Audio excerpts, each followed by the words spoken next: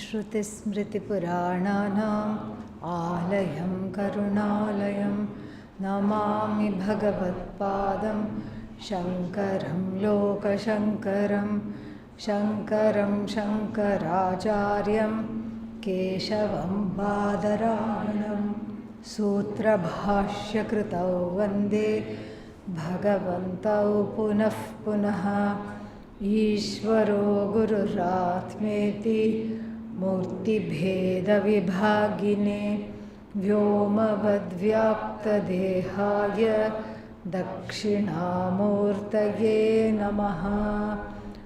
ॐ सहना भवतु सहनौ भुनक्तु सह वीर्यं करवावहै तेजस्विनावधीतमस्तु मा विद्विषावहै। ॐ शान्ति शान्ति शान्तिः।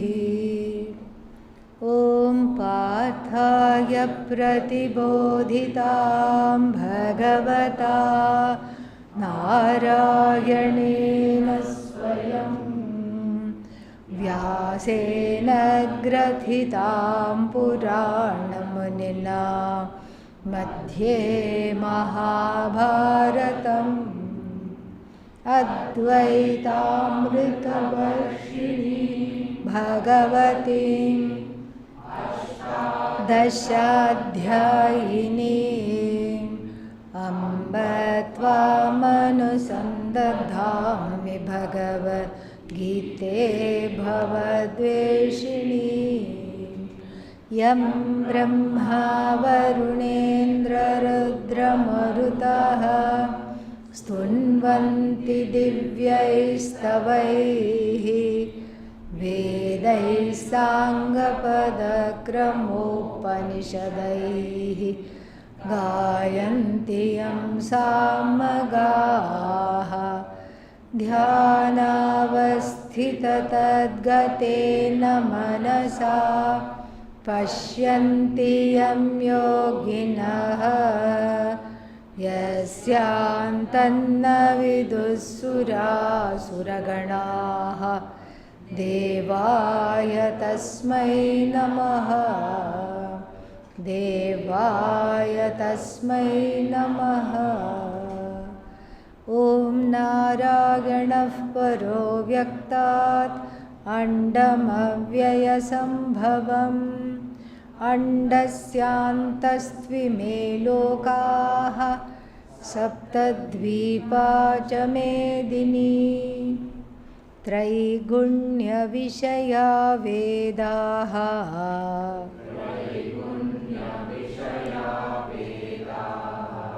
निस्त्रैगुण्यो भवार्जुन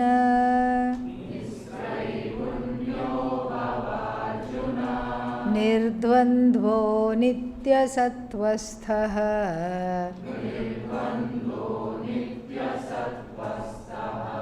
निर्योगक्षेम आत्मवान्।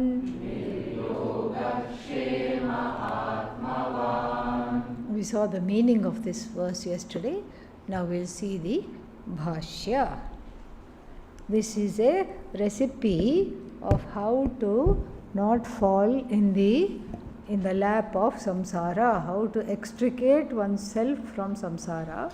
This is the very important verse also, 45th verse. So, what should one do is given beautifully here. Traigunya Vishayaha Vedaha. So the Veda, the first portion of the Veda to which most people are attached is what? A treatise in wish fulfillment. It's all about how to fulfill various wishes. That's all it's about. And so therefore the whole life goes in what? Yoga and Kshema. Getting what you don't have and then protecting what you have, getting rid of things that you have but don't want any longer, and then keeping at bay the things you never want at all, like grey hair, wrinkles, all these things, keeping at bay. And then whatever you have acquired, you don't want any longer. Like that person had this in America. Whatever you don't want, you put it in the garage. And every year you have what is called garage sale. You sell it. And obligingly, the neighbors come and buy it from you. And you go to their garage sale and you buy things from their garage. So I don't know how useful this is. But anyhow, so this lady was selling something very expensive at this garage sale. So somebody asked her, why is this in the garage sale?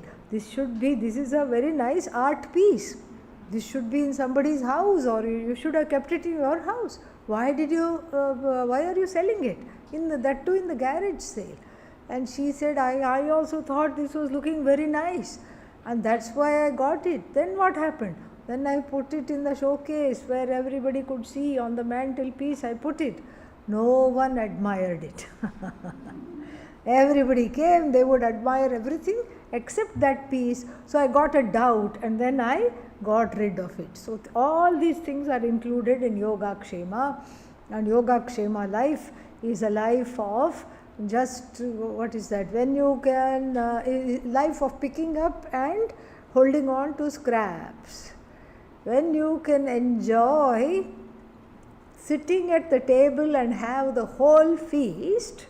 What are you doing? Like a little puppy dog, you are sitting there waiting that somebody will by mistake throw something and then I can eat it. This is what the Yogakshema based life is all about. Adi Shankara has a mouthful to say about that. Let us listen. Traigunya Vishayaha Traigunyam Samsara Vishayaha. So he immediately doesn't mince any words. He is amazing in the way he uses his words. Traigunya Vishayaha, he hasn't even gone up to Veda, okay? Traigunya Vishayaha, that's the first word. What does he say? Traigunyam Vishayaha Prakashayitavyah Yesham Te. So, what is Traigunya Vishayaha? Traigunyam is samsara. Three gunas, sattva, rajas, tamas, spell samsara. The spelling of samsara is sattva, rajas, tamas. As long as these three gunas are asked to come and play and preponderate over the mind, then there is no moksha possible. So, Traigunyam samsaraha vishayaha. So, the samsara vishaya is that only. Who did what? Why did they do this to me? Who will do what? How to protect myself from them? Who are them? I don't know, but somebody may be upset with me. So, how to protect myself in the future?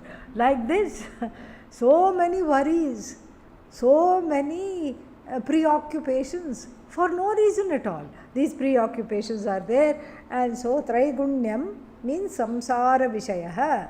Then prakashayitavyah, prakashayitavyah means prakashayitavyah yesham te, means that which broadcasts, manifests that topics, those topics which are broadcast and manifest in the Veda are called Traigunya Vishayaha. So what does the Veda deal with? How to keep sickness at bay. Roga Nivarana Suktam. How to get what you want. How to let other people not get what you want. All these things are there. This is all samsara. The first portion of the Veda is only going to teach samsara, nothing else. And what is samsara? Nissara. Nissara means without any essence. Samsara is essenceless, and it is Nissara, and then it is Adi Shankara in the Kathopanishad likens samsara to a stem of a banana tree.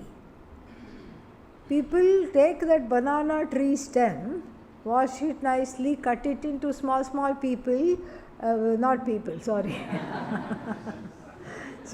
pieces, and make it into sabji, make it into a curry. Okay, my question for them is just one question: why?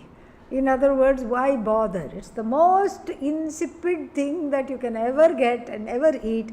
So Adi Shankara's favorite metaphor for samsara is kadali stambhavat nissaraha, like as tasteless as the banana stem. This samsara is no essence, no taste, and still we want to go milk it. Just like the people insisting on making curry out of this abomination called the stem of the banana tree, and then what you can do? Add a little more masala, add a little more sauce. Maybe it needs sauce, maybe it needs salt, maybe no matter what you put in it, it is like dressing up a broomstick in a costly sari. So then, if you dress up a broomstick in the costly sari, what is it still? Broomstick. And the Western version of this is putting lipstick on a pig. Okay. So you go and put makeup. Not why stop at lipstick. You put makeup and everything. You put a wig on it with curly hair. And after all this makeover, what is it still? Pig. So samsara cannot be dressed up. A dressed up samsara is still samsara. So these three gunas, this samsara that is discussed in the form of the three gunas, and all the wants and everything, that which discusses it is the first portion of the Veda. So tvam tu, you Arjuna, nistraigunnyo bhava. Hey Arjuna, nistraigunnyo bhava. You please be free of these gunas. Meaning what? How to be free of the gunas? Stop wanting things right now. Nishkamo bhava. A very tall order, but that's where it is headed. We think karma yoga is easy. Karma yoga is not easy. Look where it is going. So you stop wanting things, or you can't stop wanting things. So what can you do? Stop running and chasing after the things. Give the want to Ishvara, cry in front of Ishvara, I am wanting all this, but I have minted myself as a karma yogi, therefore I can't have what I like. And so help me. You cry in front of Ishvara, but stop chasing after these things, because when you chase after all these things, you are very much enmeshed in the samsara. So become desireless, grow towards desirelessness. And then nirdvandvaha, sukha dukkha hetu sampratikshau padarthau dvandva shabda vachyau tato nirgato nirdvandvo bhava. Be free of opposites. And here he says nirdvandvaha, he defines sukha dukkha hetu sampratikshau. Sampratikshau means opposite. So that which is the cause of happiness or sorrow, those objects which are opposite in their nature is called dvandva. And then please be free of the pair of opposites. How? Tvam nitya sattvastha sada sattva gunashrito bhava. By being in sattva guna. When you are in sattva guna, all these rajas and tamas go away. Rajas and tamas make you see everything, in a mistaken way, everything as pairs of opposites. Tatha niryoga kshemaha. And he defines yoga and kshema. Anupatasya upadanam yoga. Gaining something that you don't have is called yoga.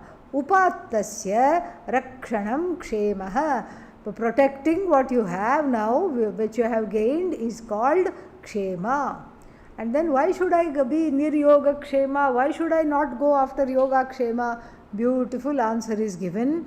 Yoga kshema pradhanasya, for the one who is focused on yoga and kshema, who is completely towards yoga kshema, yoga kshema pradhanasya shreyasi pravrittihi dushkara. Dushkara means difficult. So for the one enmeshed in matters of yoga and kshema, meaning trying to get something and then protecting that which has been got. So in this kind of a life, when one is enmeshed, Shreyasi in moksha. Shreyas means moksha. Shreyasi in moksha pravrittihi, activity towards moksha or seeking knowledge for the sake of moksha. All this is dushkara. Dushkara means, dushkara is qualifying pravrittihi. Dushkara pravrittihi. So this pravritti, this orientation and all the actions that are taken for this orientation towards moksha is very, very difficult.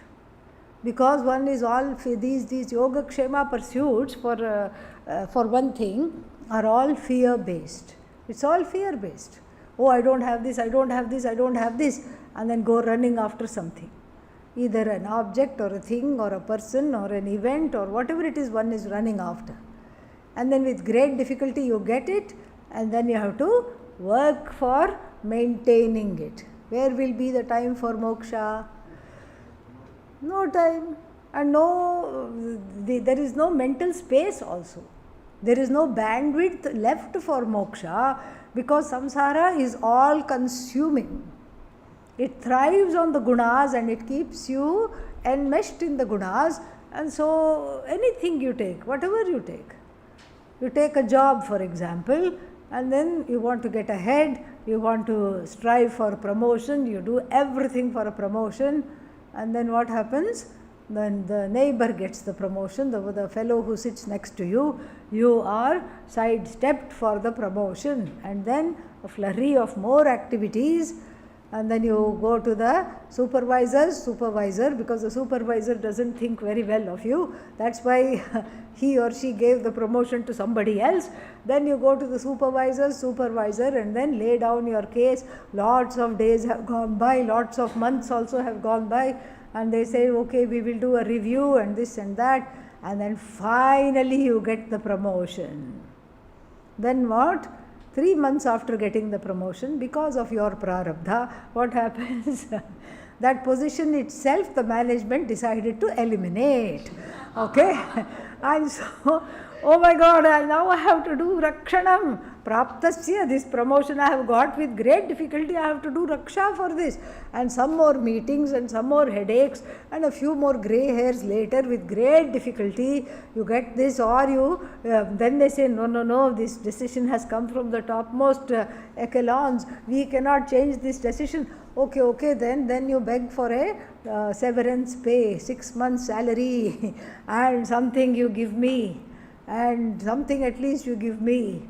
And then you get then you get that sanction, and just because something is sanctioned doesn't mean it's in your hand. You have to go from one pillar to another pillar to get all that in hand, and then you have to then you can politely tell people, I am on vacation, a paid 6-month vacation.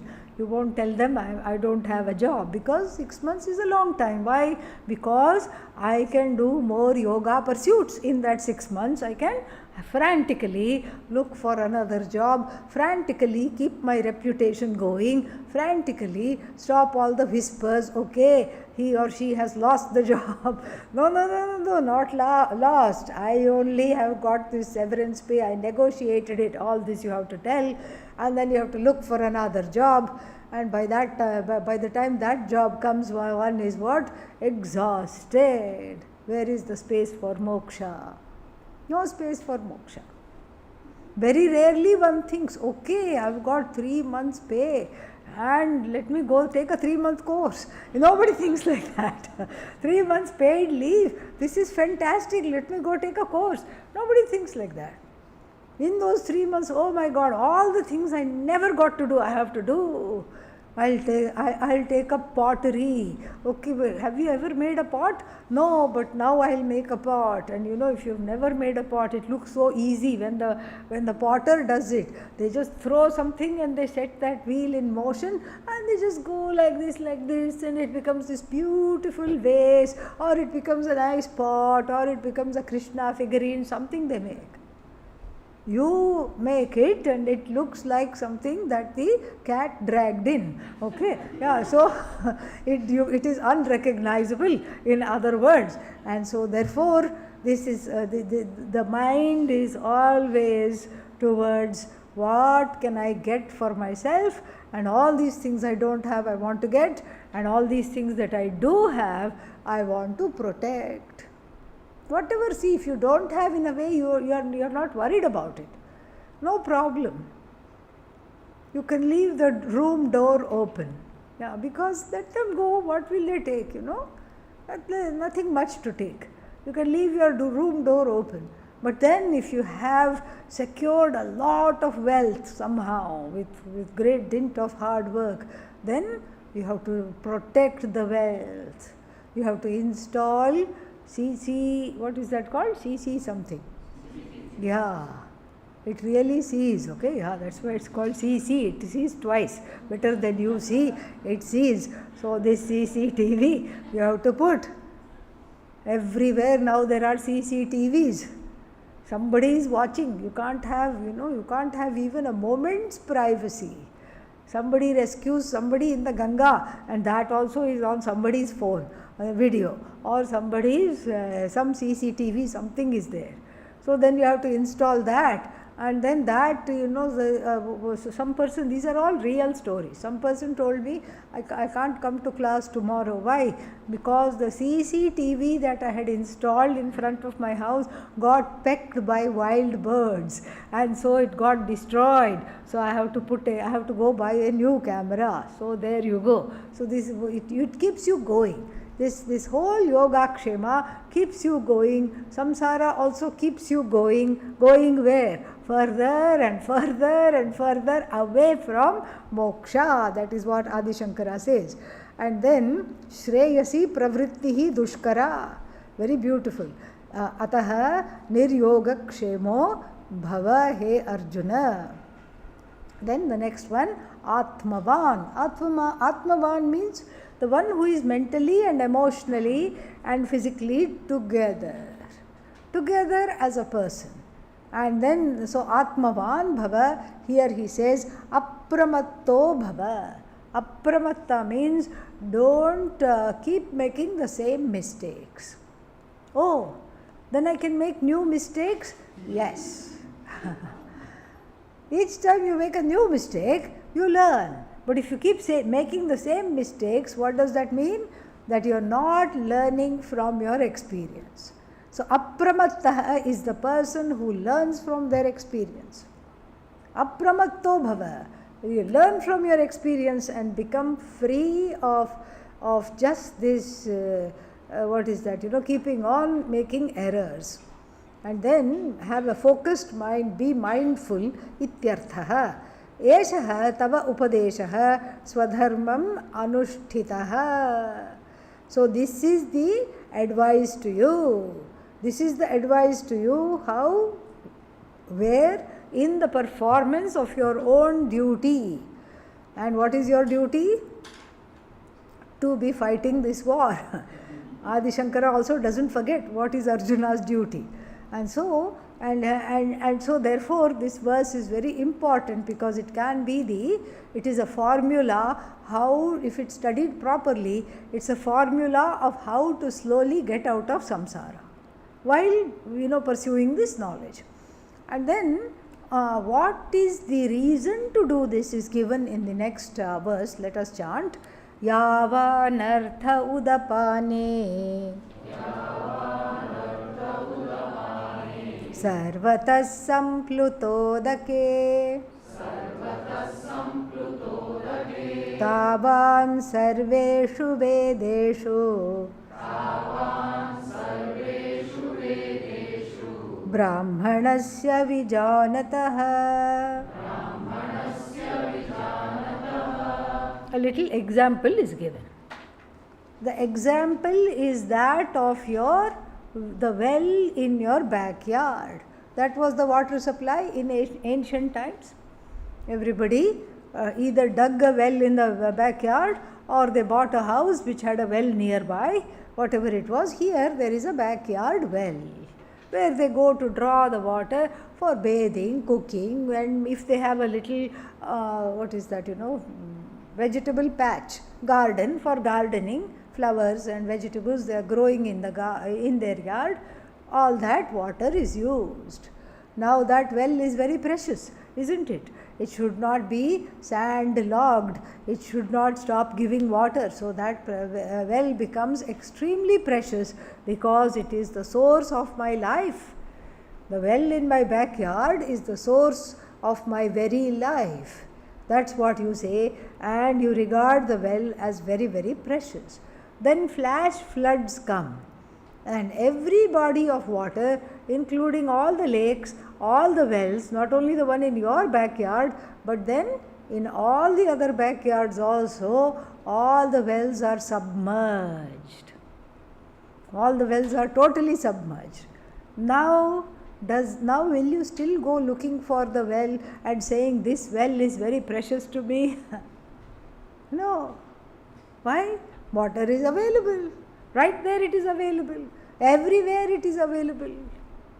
So I don't have to worry about cooking, bathing, etc. I don't even have to draw the water. It's right there available because of this flood. Because of this flood, because the whole town is flooded, the meaning of a personal well is lost. So if you understood the example, let us then see what this example is trying to show. So likewise, your personal well is the first portion of the Veda. Just like the water fulfills all your daily requirements for drinking, bathing, cooking, agriculture, etc. Similarly, the first portion of the Vedas, fulfills your small requirements. What kind of requirements? Yoga, Kshema, pursuits. But then, suddenly when there is a flood, the personal well has no meaning, and suddenly when there is a flood of knowledge of limitlessness, that I have no limits and that I am totally and fully free from want, then what is there? What is there to go after? There is the first three portions of the first portion of the Vedas, the three gunas, that which is ensconced in the three gunas as we saw, has no meaning for the person who sees fullness in themselves and in the Jagat and in everything else. Do you see the example and the exemplified? Yeah. So the Veda, the first portion of the Veda, the fulfilling of the wishes, only has that much relevance as long as there are wishes and as long as there is Atma Ajnanam. With the help of the second portion of the Veda, when Atma Ajnanam, self-ignorance, is totally dismissed, then what do you have? Do you still go for all these things? You don't go for all these things. What you have is a sense of fullness everywhere, and so the first portion of the Veda is outgrown. You outgrow the first portion of the Veda. You see, this is a very nice verse. It doesn't say that you have to stop wanting. You outgrow. It's just like a small baby is holding on to candy, let us say. And the people keep saying, oh, this job is so easy. It's like taking candy out of the hand of a baby. I tell you, those people have not had babies. Yeah, who say that? If you have dealt with a baby, you know that it has a secret weapon. What is that? A very strong pair of lungs and voice. Yeah, you are no match for that. If it opens its mouth when you are trying to take this aforementioned candy out of the hand of the baby, it's going to call the police in its own way. Okay, and so therefore, and it's going to complain of ill treatment. So what do you have to do when you if you want to take the candy, give it something else. Give it a teddy bear. And then the candy drops, something new and shiny has come, its action, its attention and its action goes towards getting that. And these days they don't bother with teddy bear and all. Straight away they give it a phone, mobile phone, and then definitely it will drop the candy and go towards the mobile phone, because that's highly entertaining. It's got things jumping and dancing and all these things, and so it will straight away go for the phone. So just like how you do with this baby, you have to do with the inner baby, the inner samsarin. The inner samsari is also like that, holding on to the goodies delivered by or promised by the first portion of the Veda, holding on to these goodies, this inner child is, and so you give it something else to distract. The question is, what will you give it? You give it the second portion of the Veda, which is everything. So you drop, naturally the desires drop. Naturally, the desire for the well, when you are surrounded by water, there is no desire for the well. And so, yavan arthaha means until which time it is meaningful. Udapane. Yavan arthaha udapane. Udapane means a body of water, pond or well, etc. And so, yavan arthaha means as much useful as this well is, when sarvataha samplutodake. When there is water surrounding you everywhere, of what use is this small well? Tavan, in the same way, sarveshu vedeshu, with regard to the first portion of the Vedas, as much useful is the first portion of Veda for whom? Vijanataha brahmanasya, for the one who knows Vedanta, for the enlightened person. The enlightened person has the same use of the spells and the rituals in the first portion of the Vedas as useful as is a backyard well when the whole place is covered with water. So if this much is understood, let us look at the introduction to this verse. Very beautiful. Just go above that, above the verse, there will be the introduction. Sarveshu vedokteshu karmasu yani anantani phalani tani na apekshante chet kimartham tani ishvaraya iti anushtiyante iti uchyate tat shrinu. So sarveshu vedeshu karmasu, in the karmas suggested by the first portion of all the Vedas, yani anantani phalani, the endless results of endless actions, like what? Pujas, yajnas, all these things, that are mentioned. Anantani phalani, the anantani phalani means these endless results, all these results, anantani phalani na apekshante. Na apekshante means if you don't go after it, if you don't go after the myriad goodies promised by the first portion of the Vedas, if you don't go after it and instead you decide to dedicate your karma to Ishvara, what is that going to be like? That is the idea. So, apekshante chet kimartham tani ishvaraya. What is the purpose of dedicating these actions? So, what is the purpose of dedicating these actions to Ishvara? Why should I not enjoy my karma phala? And so, this is the introduction, very beautiful introduction.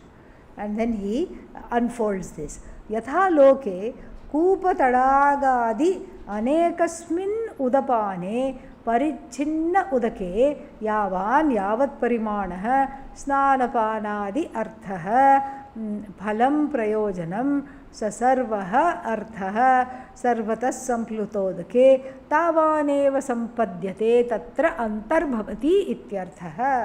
Very beautifully unfolded. Yatha loke, just as in the world, koopa tadaga, koopa well, tadaga small pond. Pond you won't have in your backyard, it will be somewhere in a common area where everybody can go and bathe and wash clothes, etc. Adi means other reservoirs, whatever else is there. Anekasmin udapane, in these various bodies of water, what are they? Parichinna udake, limited bodies of water, symbolized by well and ponds and lakes, etc. Yavan yavat parimanah snanapanadi phalam prayojanam. So these limited bodies of water are serving the purpose of what? Snana and pana, adipadat, agriculture and other things. So washing dishes, all these things you have to see. So snana means bathing, pana, eating, drinking, etc. So just as this small body of water fulfills these needs, bathing, eating, drinking, washing, gardening, etc., only up to the point that it is by itself. When these bodies of water are inundated by flood, then you don't need them at all. They don't have any purpose. You have grown out of the well because the water is available everywhere. So phalam prayojanam is very little. Tavaneva sampadyate means antarbhavati. So when the flood happens, what happens to the well? It is included in the flood. It's not that the flood is a separate body of water coming as a river entering the city. No. The flood and all happens, and when there is a flood, is your well included in it or not? Yes. Is the pond, village pond included in it? Yes. Every other body of water, lakes, and other people's wells, everything is included in it. Similarly, all the various desire fulfillment and all the desires are included in this Brahman alone. Fulfilling the desire for knowing Brahman, all your other desires are automatically fulfilled. We are not saying leave all the desires and go to Brahman. That is just a strategy. But when you gain Brahman, you gain everything that you want. Except by this time you have stopped wanting it. That's all. You gain everything that you want is already gained, and so therefore antarbhavati means it is already included. So the desire for the well is included in this big body of water. Desire for lake is also included. Evam tavan tavat parimanah eva sampadyate sarveshu vedeshu vedokteshu karmasu yah arthah tat karma phalam.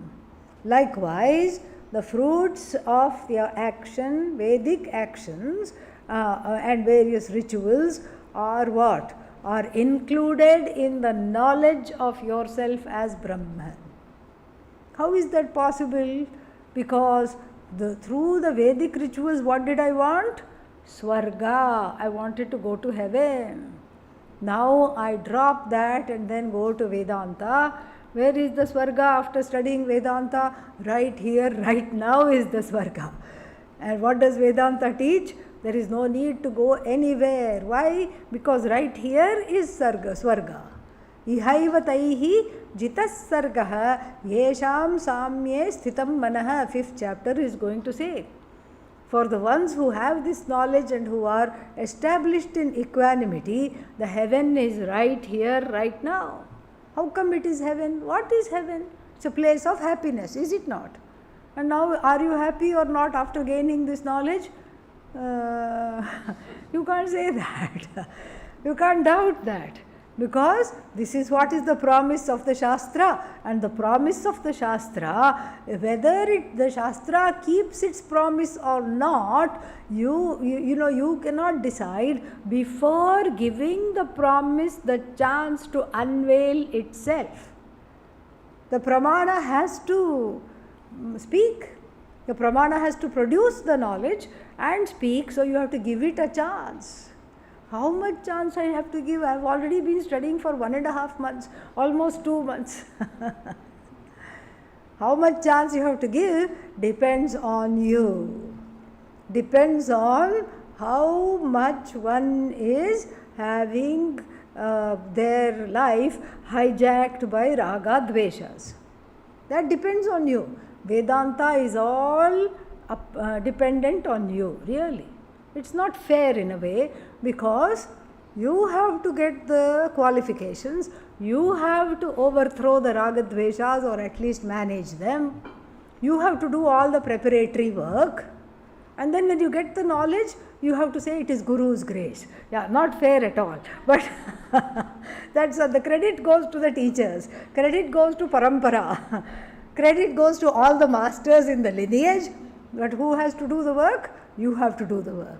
Okay, supposing I don't get the knowledge, it is your fault. Yeah, it's your problem, because that means you didn't have enough Shama, you didn't have enough Dhamma. Is this fair? No, but it's depressing. So let's move on. Okay, let's not discuss this further. It is a bhavana. It's a very interesting bhavana. It's a very interesting paradox. So here, when you desire Brahman, then all the other desires are included. Just like when you desire Shreyas, Preyas comes along for free. But if you go after Preyas, Shreyas does not come along even if you pay it. Okay? Here it comes along for free. This people don't understand. People say, I don't have time for Brahman. Why? Because I have many things I desire, many things I have to get. Apraptasya prapanam, praptasya rakshanam, yoga kshema is calling. So I have to go, I am too busy, I cannot pursue this knowledge because I am too busy. And why are you busy? What are you busy doing? I am busy fulfilling all my desires. This is a very feeble excuse to not study.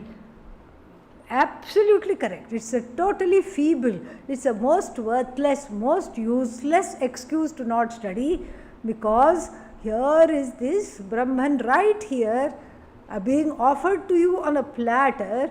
And what is this Brahman? What you really want. That is what it is. No, but I really want chocolate cake. Okay, if you insist on that, we'll take the long road. We have time. So what is the long road? Then you have to ask some questions to yourself. Why you want chocolate cake? So that the chocolate has some kind of a mood lifter. I forgot what they are called. Serotonin, something it has. Huh? No, it has some chemicals. It has some chemicals that uplift the mood. So then why do you want chocolate cake? I just like it. Chocolate uplifts the mood, and then after eating chocolate from childhood, I have been very happy. Whenever I cried, my parents handed me a chocolate, so nice memories are there. And so the memory and the desire go together. So there is positive reinforcement. And so whenever I am down, what do I want? Chocolate. So then here, so you don't want the chocolate for the sake of chocolate. It has nothing, your want has nothing to do with the chocolate. What do you want the chocolate for? To be happy. And what does Vedanta tell you? You are already happy without the chocolate. That is what it says. And if you choose Vedanta, chocolate happiness, which is a limited happiness, which rises as soon as you see the cake, and then after you eat the cake, what happens? The cake becomes ache. Okay, it's over. See, silent. Cake becomes ache. And so this is the end of the chocolate cake. And then after that what? Then you desire something else. And whatever else, I want some friends. And why do you want the friends? So that I'm not lonely. Why do you not want to be? Why are you lonely? Because by myself, it's very boring to just do everything by myself. So what do you think a friend will do? Make me happy. Anything you see, it is either happiness or security. Artha kama is what is behind all the pursuits. Happiness or security. Why do you want to attend this music concert? Because I want to be happy. Why do you want to make a lot of money? So that I can be secure. Why do you want to be secure? So that I can be happy. And here it is like feeding yourself like this. Okay, when you can straight away feed yourself, straight away like this, what are you doing? You are going all around and feeding yourself. What is the premise of Vedanta? That you have got it all wrong. You assume you are insecure, you believe in the notion of insecurity centered on the self, and to remove that, you do frantic actions so that you will become secure. You assume you are sad and then you want ananda, so you do things in order to become happy. Vedanta teaches yoga, how it makes you stand on the head. Stand these two premises on the head, Shirashasana. Why? How? Because you have to see this very, very clearly. The wrong premise. What is the first wrong premise? I am insecure. What does Vedanta say? You are the most secure thing there is. The premise itself is wrong. I am unhappy. That premise is also wrong. You are Purna. You are nothing but happy when? All the time. Why? Time itself is not there. That's why. All the time you are alone happy.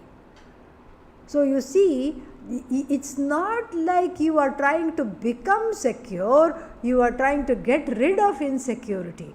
It's not like you're trying to become happy. You're trying to get rid of what you think is unhappiness or cause of unhappiness. And what does Vedanta say? What does Vedanta teach? That you need to discover that you are already secure and already happy. You see, the two things are so different, samsara and moksha, shreyas and preyas. Preyas means, I told you already what does preyas means? Pray for us. That's all it means, okay?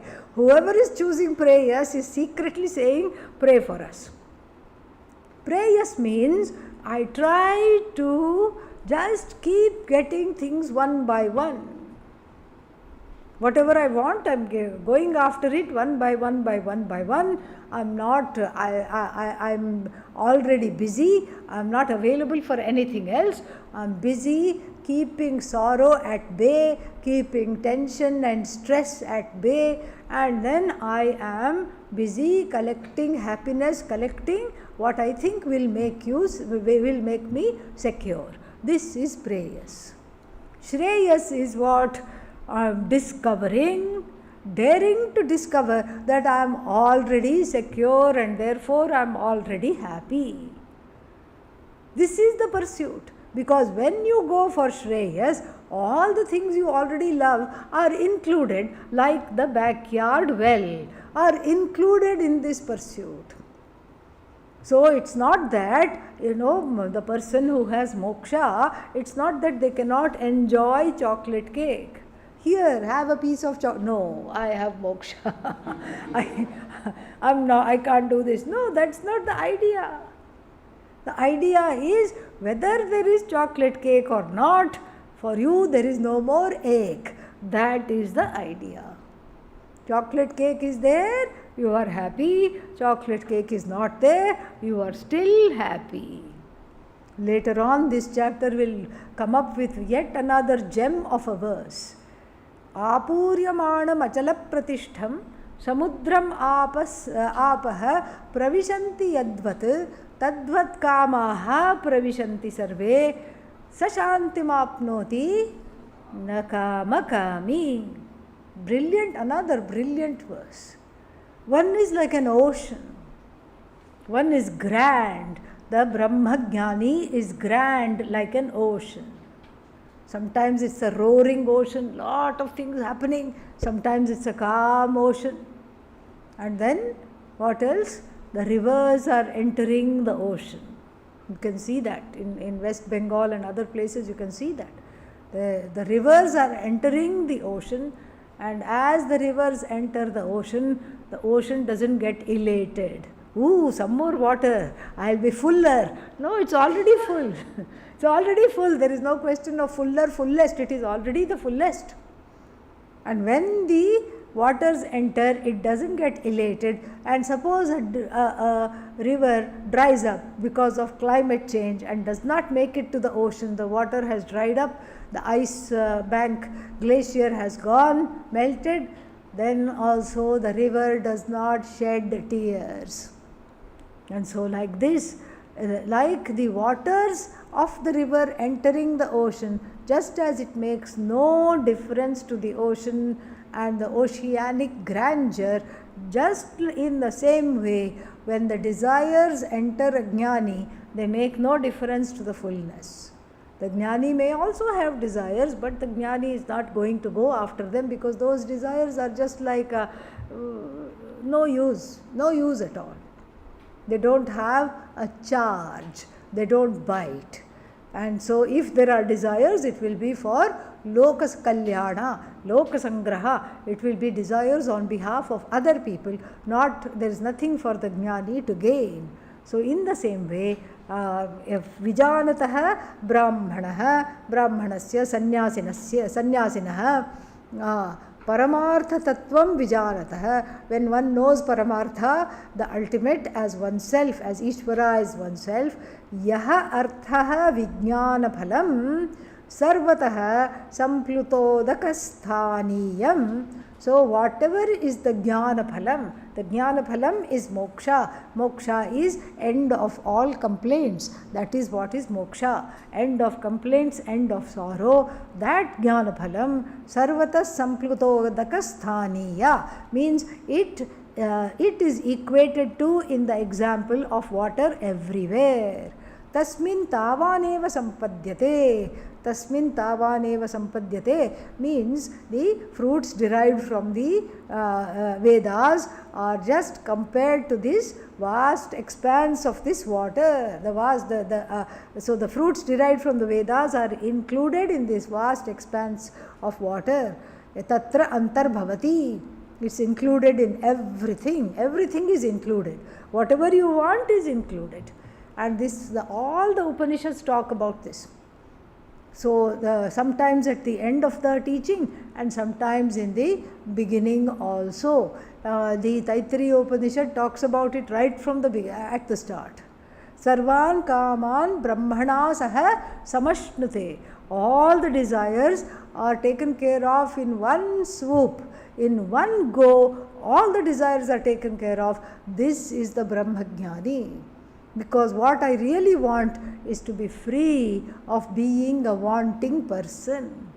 And that freedom is myself alone. Once it is discovered, then the desires are not there, because all the desires, the culmination of all the desires was to discover myself as free, and that has been already attended to. So then the fruits, the sannyasin is like the big body of water. So sarvam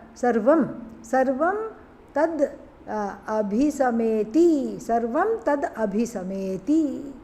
Yat kincha prajaha sadhu kurvanti yas tad veda yat saveda yastat veda yat saveda. Chandogya, 4th chapter, coming from the story of Raikva. Who was Raikva?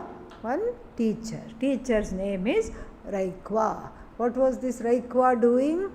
Not having an ashram, not teaching people.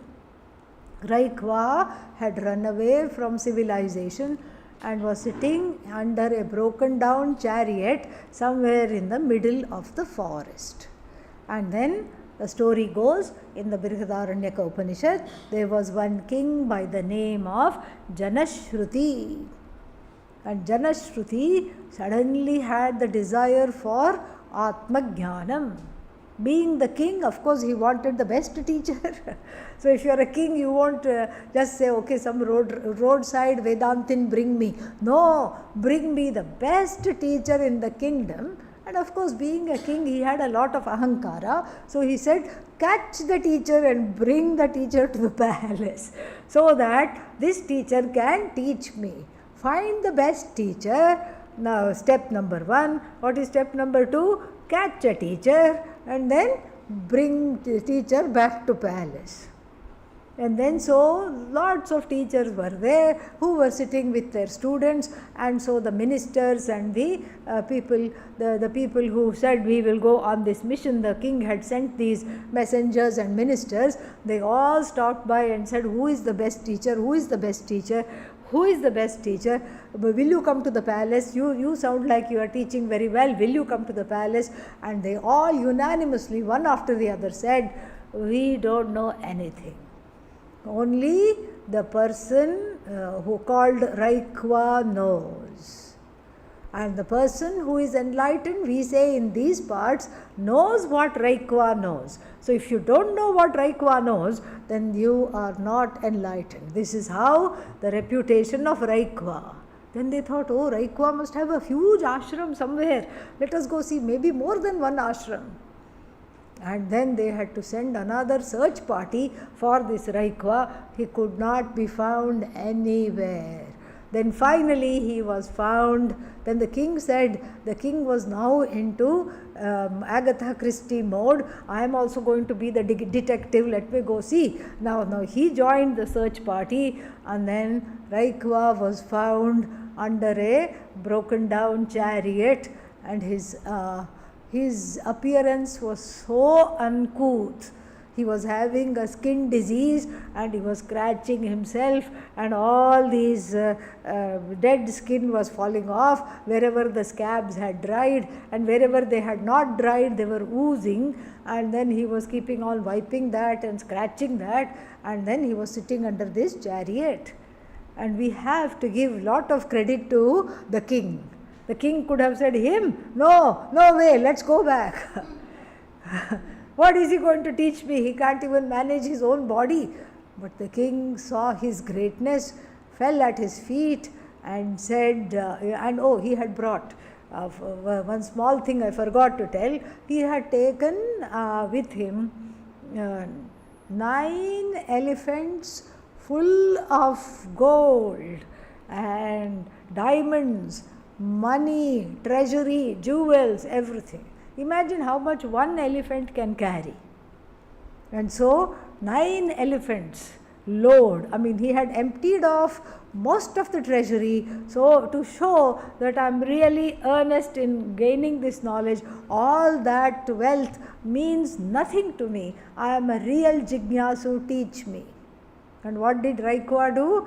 He said, all these are useless. He sent the elephants back. And then the king said, you can keep what's on the elephant. You can keep the elephant also. It comes along with. No, I don't want anything. Nothing I want. And if you think this is how you are going to get the knowledge, by bribing me, you are mistaken. So this is the story of Raikwa. After that, King Janashruti becomes humble, and then he gets the knowledge along with his daughter, the princess. That is how the story goes. And so then here talking about the what Raikwa knows, speaking of what does Raikwa know, talking about that, the Jnana Phalam is, the Shruti says here, which Shruti? Chandogya Shruti, Sarvam Tad Abhisameti. Yatkincha prajaha sadhu kurvanti. Yatkincha prajaha sadhu kurvanti. Whatever good the people do, supposing somebody somewhere does some dana, gives charity, does some dharma, tad sarvam tad abhisameti. All that goes to the jnani. Yas tad veda yat saveda, the one who so that's what the sadhus who are approached to teach the king tell. They say there is a man, there is a person who is so great that whatever we do good goes to him. Why does it go to him? It goes to Raikwa. Why? Because yas tad veda yat saveda. So who knows Raikwa, who knows what Raikwa knows, to them also every good done by everybody else goes to them. So not only all the good karma goes to Raikwa, but also anyone who knows what Raikwa knows, all the good karma goes to them also. Very beautiful, fantastic. Adi Shankara's quotations are amazing, absolutely amazing. You have to kind of sit up when he quotes. Absolutely apt. Very, very beautiful here. So, how is it that somebody else does a good job and the karma phala comes to me sarvatma bhavat? Because there is no difference between me and them. At least in the mind of the jnani, there is absolutely no difference. And so, therefore, then later on, where in the 4th chapter somewhere, it is said, Sarva karma khilam partha jnane parisamapyate. All the karmas, bad karmas, difficult karmas are bite the dust in the wake of this knowledge. Tasmat, therefore, prak jnana nishtha adhikara praptehe, before gaining the adhikaritvam of for the pursuit of this knowledge, karmani adhikritena kupatadagadi arthasthaniyam api karma kartavyam. Therefore, before gaining the fitness for the attainment of the path of knowledge, the one who is competent to do karma should continue to do karma, but it will have a small effect. What is that small effect? Just like the water backyard well. This is what it will be. Continue to do the karma. Why? Because you are doing the karma for the sake of gaining adhikara, fitness, qualification for this knowledge. You are preparing for this knowledge, therefore do preparatory karma, not for karma phala. That is what the idea is. Why? Why should I only do preparatory karma and not for karma phala? Karmanyevadhikaraste ma bhaleshu kadachana ma karma phala heturbhuhu ma te sangostva karmani. Famous verse. They usually have this chariot horse picture, and then they will have this verse underneath, and very famous verse. So why should you only do karma as a preparation for knowledge and not for the sake of the fruits is given here in the 47th verse. Karmani eva adhikarahate. A small but a significant detail has missed humanity and gone by. What is that? That I do not produce the fruits of my action. This small but very profound truth, somehow we don't know. We think we are the actors. I think I am doing. I am going here, I am going there, I am doing this, I am doing that. And the I never stops. I, doing. This is, the I is tethered to the doing because of this. Because I think mistakenly that I am producing the result of action. And Bhagavan in a way allows you to think that also, because Bhagavan keeps a low-key profile. Bhagavan doesn't go like this, hey, it's not you, it's me. Bhagavan doesn't do that. Just says, okay, that's fine, take the credit, no problem. You want credit, take the credit. So, karmani eva adhikarahate, you have only the right to do karma. You don't produce the results at all. Very interesting. And Pujya Swamiji used to illustrate it using the student, one student came from Europe, and here only in Rishikesh. And then he was very much into Vedanta, very much into Hindu tradition and everything. And then he asked somebody, how do you greet everybody here? And they told him, Namaste, this is what you do. And then somehow he forgot how to do Namaste. And then the next few days he went on greeting everybody, Namaste, Namaste, Namaste, Namaste, Namaste, Namaste. And they would say Namaste back, and they would say, how come when you do this, it doesn't make a noise, but when I do this, when I have a noisy Namaste, you have a silent Namaste. What is the trick here? What is the trick here? Meaning, you have a say over karma, correct? So, the force with which you have brought the hands together decides whether it will make the noise or not. Once you have done that, then the karma phala, whether it's a noisy namaste or a silent namaste, is not in your hands. Once you have done the action, the result kind of have its own life. Kadachana, at any time. Ma phaleshu, not in the, you are not in charge of the fruits of action. Why? The fruits of action belong to the karmic order. And this order is a manifestation of Bhagavan. Karmic order is not a mandate of Bhagavan, it's a manifestation of Bhagavan.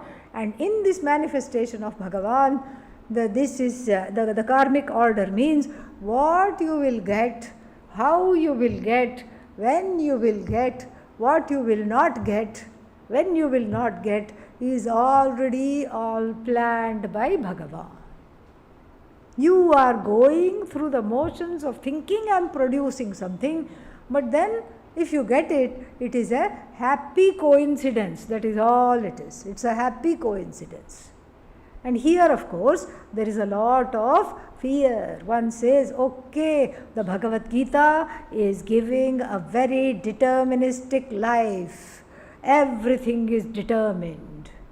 So therefore what? Why bother?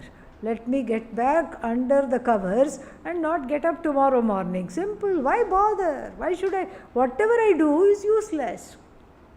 I don't do, whatever I do, you're just saying this. Why you? Bhagavan Krishna is saying this. It's not an ordinary person saying this. What is Bhagavan Krishna saying? That whatever you do not engender the results of action.